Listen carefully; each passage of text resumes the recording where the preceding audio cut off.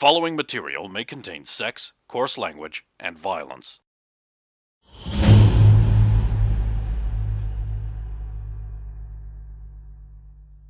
Wise.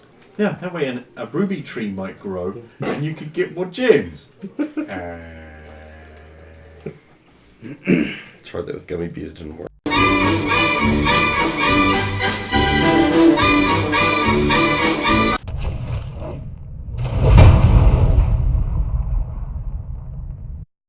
Of course! Of course!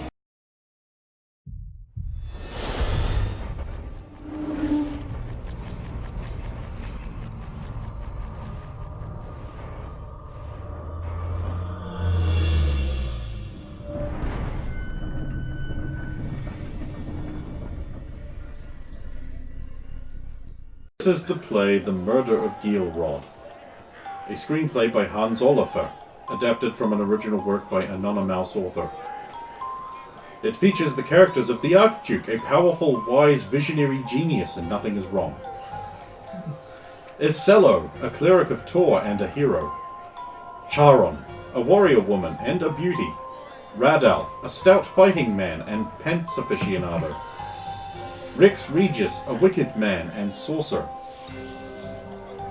Percival, a faithful servant and victim. And Doppelganger, a dark creature that takes others' forms. Duke Jor-Karroc, a powerful man and magic victim. Sir Das Ultra, a valiant knight. Guard 1, who is stout and proficient. Guard 2, who is fat and happy.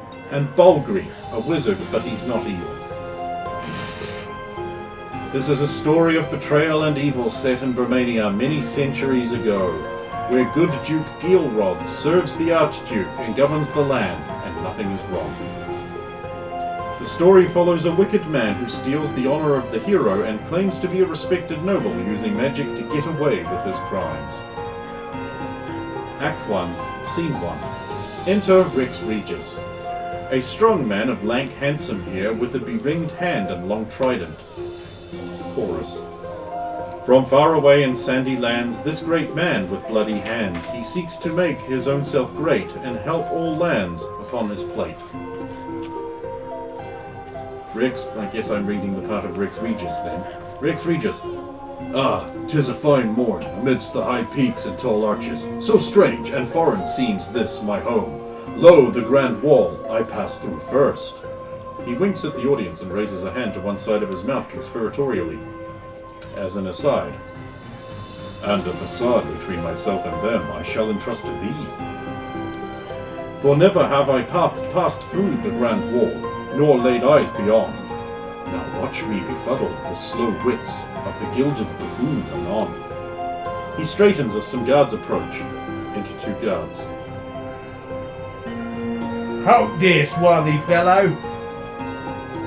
You present thine honorary certificates before us.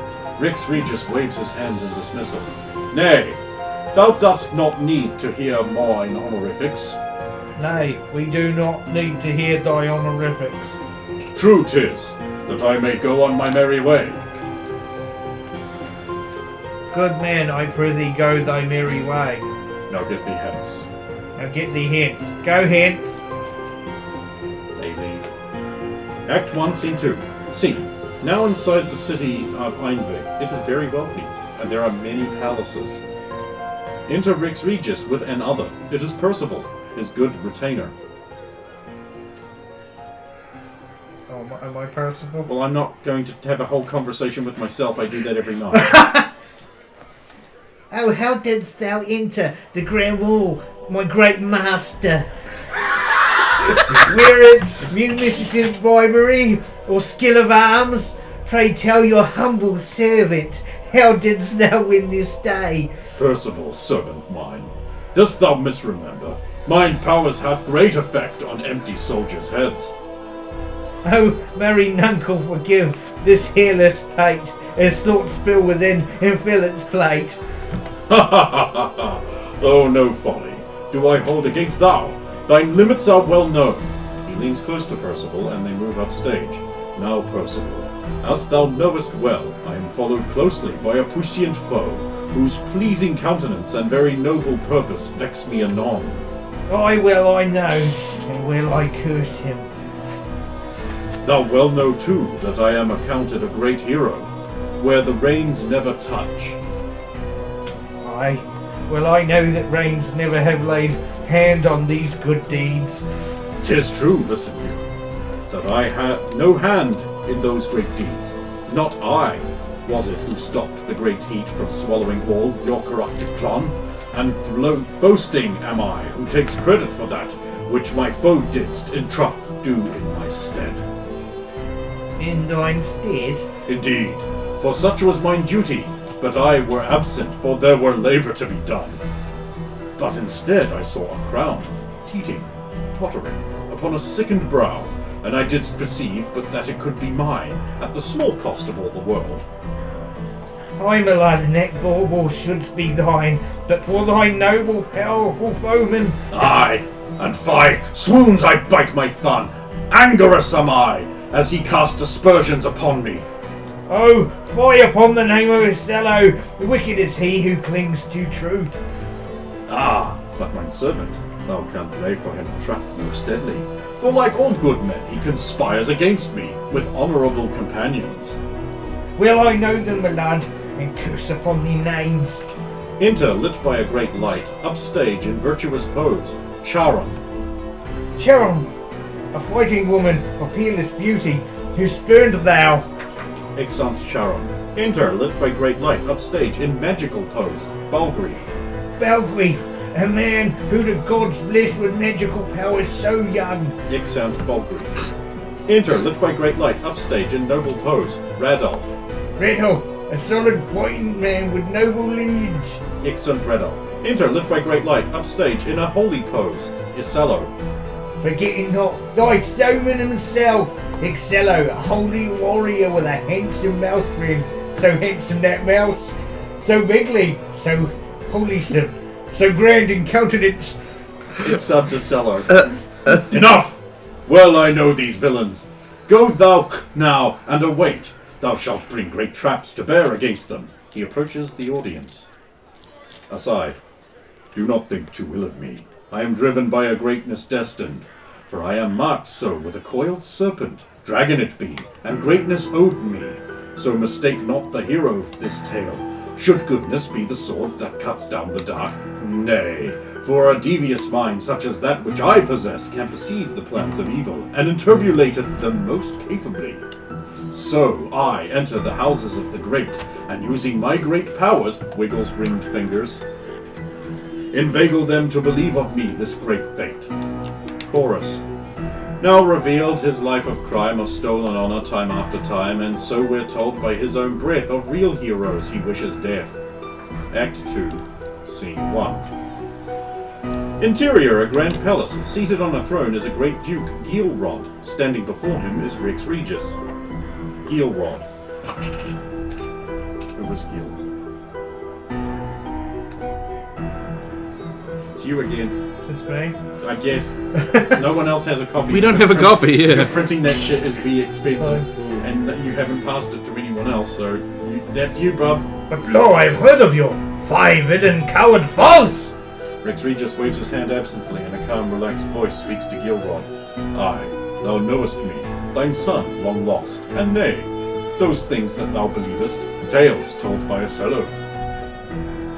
False, a con for the ages, made to deceive even the wisest of wits. Those lies, whispering wind, mouthless rumor. I reserve my doubts, thy words crease my brow, increase my troubles. Is this the countenance of my beloved son I see before me? Rex Regis briefly winks at the audience. The wise Duke has a grand will. I shall need all of my dark power to cloud this issue. Aye, 'tis! All as I say, give yield to doubts. My words have sway! Aye, truth, alas, beloved estranged son. For here hang thine hair so lank, for there to be thine gauntlet I hath given to thee, to cock. He stands and embraces Rex Regis. Oh, the madness hath passed from me, so the sun shines forth again. Pray, forgive the foolishness, believing foul lies, seeing you not. Aye, Peter, thou art forgiven. Pray, bend thine ear and hear me. There are those who would bring ruin, wreck and sow. Thou sayest so? Verily, but soft. The wolves, they listen without. They continue in hushed whispers. Chorus. With wicked plans to seize power into his hands, rulers fall this hour. To his name gathers greedy men, and wicked magic fast and fair. 2 scene 2, sorry. Scene, a bawdy tavern with many rude locals. Enter, Percival, wringing hands. Oh, curse my light fingers! The missing objects reveal my jest, with many a scratching head, in cries of "Oh and fie" and such.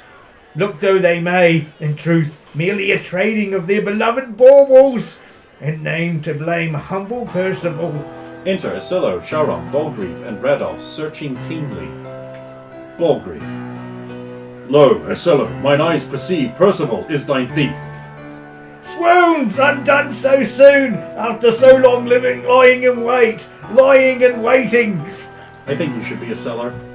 Forsooth, nuncle, deliver thine self unto my breast, and beg you forgiveness.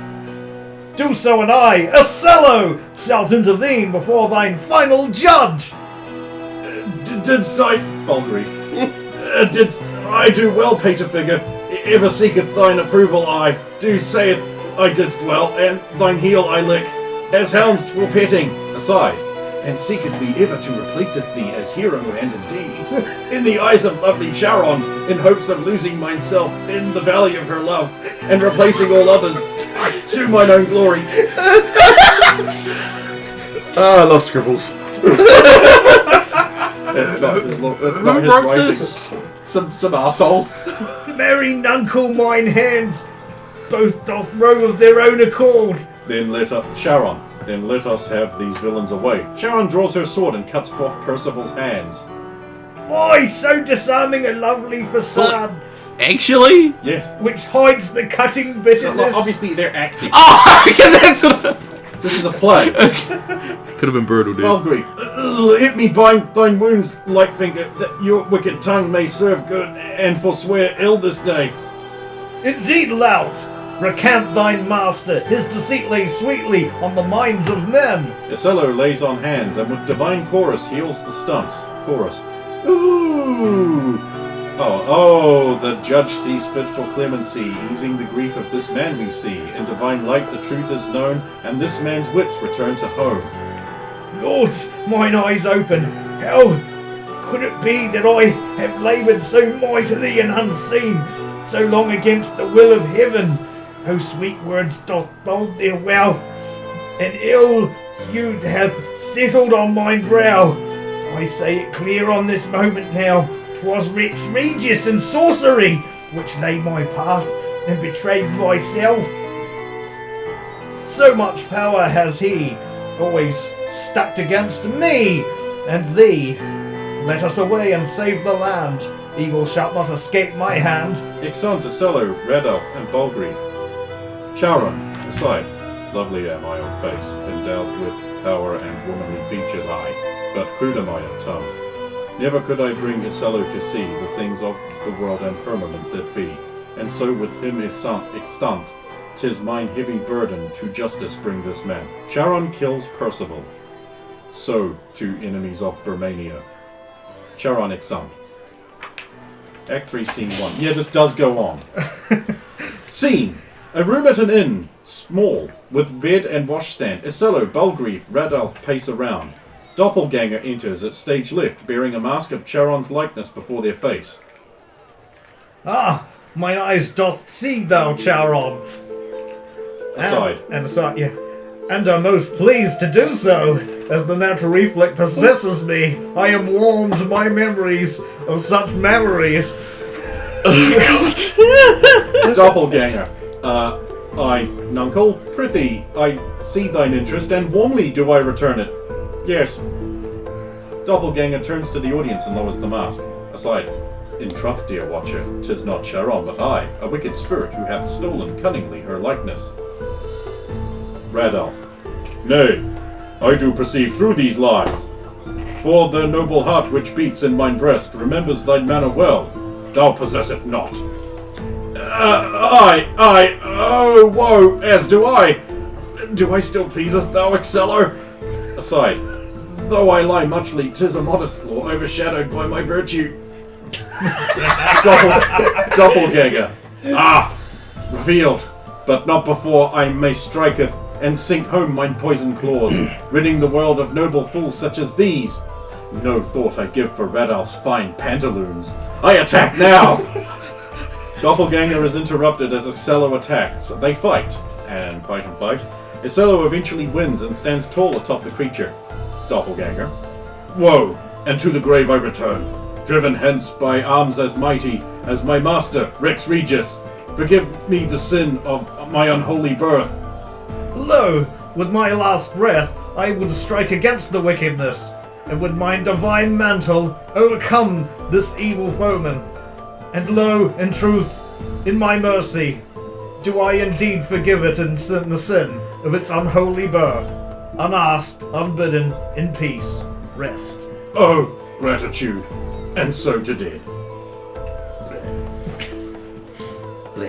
Thou art swolful mighty, but it's my time for shining. Using magic arts, I can espy that Rex Regis did make this thing, unleashing it upon us. Then he hath make a mistake, and nigh is the providence to make ride of such. All, and let's see how well we do this on the fly. Let us away, Rex Regis to slay, the people of Burmany be free this day. Act 4, Scene 1 of 7. Scene. The palace bedchamber where Rex Regis sits on a throne-like chair beside the bed, wherein lies the Duke Gielrod. As I have done many a time, and would ever anon repeat, the sickening unto death this good man, for his will wouldst overcome my magic in time. But even the mightiest heart can poison defeat. Rex Regis feeds more poison to the Duke. Come on, get it in you. Now, I lay thee down asleep. In thine bed thy coil keep. If thou die afore thou wake, this great land is mine to take. Enter Excello and party. Be thou not so hasty! I didst spake my wicked cant with no haste. Aside, swoons. I banter as a fishwife at the edge of ruination. To Excello. Close thine mouth, thou bastard, thou! We hath unravelled thine wickedness, as thine creature didst fail in its task. By thine own hand didst thou fall, and with thine wicked creature all can see thy true heart. Yes. Enough verse, be it time to kick his ass. Indeed! Rex Regis laughs. Oh. Ha. Suffering succotash, son. Dost thou countenance that I be unmindful of thou? I make a time aside for battle. I have set a tide this day for the use of hitting at thou, and I consider it a grand and worthwhile decision that I shall henceforth have destroyed and defeat thou. They fight. It is clear Rex Regis is a match for all of them. His trident a match for them combined. Every time he is struck, 3 guards arrive to fight with him. So it's a boss fight. Canst thou do naught but act dishonourably? Ever have I played the liar. Ever anon shall I abuse the nobility of others to my favour. Aside, dark powers do I sense this foe. Against my better's ordinance must I, Balgrief, use my own dark power to interpolate thus. A powder I have to end magic is the key. Now to cast it forth at the crook, and as my friends are not so cursed, no harm to them. They fight more. Finally, Balgrief uses his magic powder, just dirt I guess, to undo Rex Regis's magic rings, and Excello, Radolf, and Charon strike home, killing him. Chorus. With magic rings now undone, the might of heroes can overcome. His evil deeds revealed at them now come at once back at him. Actors dressed as the spirits of all the dead attack Rex Regis, and he is borne off by the spirits to the grave, to be punished before Tor. Enter Sir Das Ultra. I'm not reading this part. I do enough reading. Okay, let's read this one. Are they seriously out of sequence? Some of them are upside down, yeah. They had one job. What happens here? Thou hast usurped the Archduke's rights? To high justice? Come you to face him now. Act 4, Scene 2. Scene. Inside the palace before the Archduke's throne. The heroes and the Archduke are present. The audience is the court. Archduke. Assembled nobles, people of good taste and wise judgment. Hayakin! Excello, thou hast slain Rex Regis, lo, and consort ye with the magic of foul! Noble ruler, wise and kind, visionary genius, not be at fault anon. Tis most evident, nuncle, Rex Regis planned evil most foul, and hath executed many a plot against us. Nay, surely he is a grand hero, who did stop the spirit of the desert blanketing, yea, the whole world? Nay, untrue! So he hath avowed, and used sorcery in the convincing. In truth, he do be a cur, his lies now laid manifest before the land. Many a creature he hath birthed, who take a fair visage and hides a steel kiss. Dost thou not draw that fate into thy company? An unwise kinship? Nay, untrue.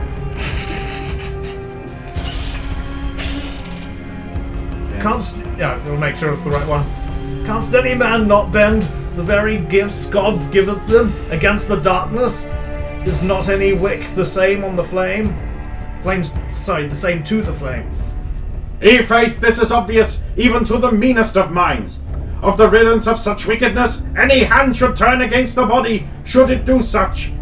Any servant against the master, any retainer, liegeman, father, son should turn on a villain of such acts. Nay, untrue. Wait.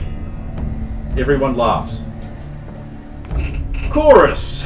So in wisdom, goodness, and might, Grand Archduke sees what is right, and deeds of evil secretly sown condemn Rex Regis now they are known.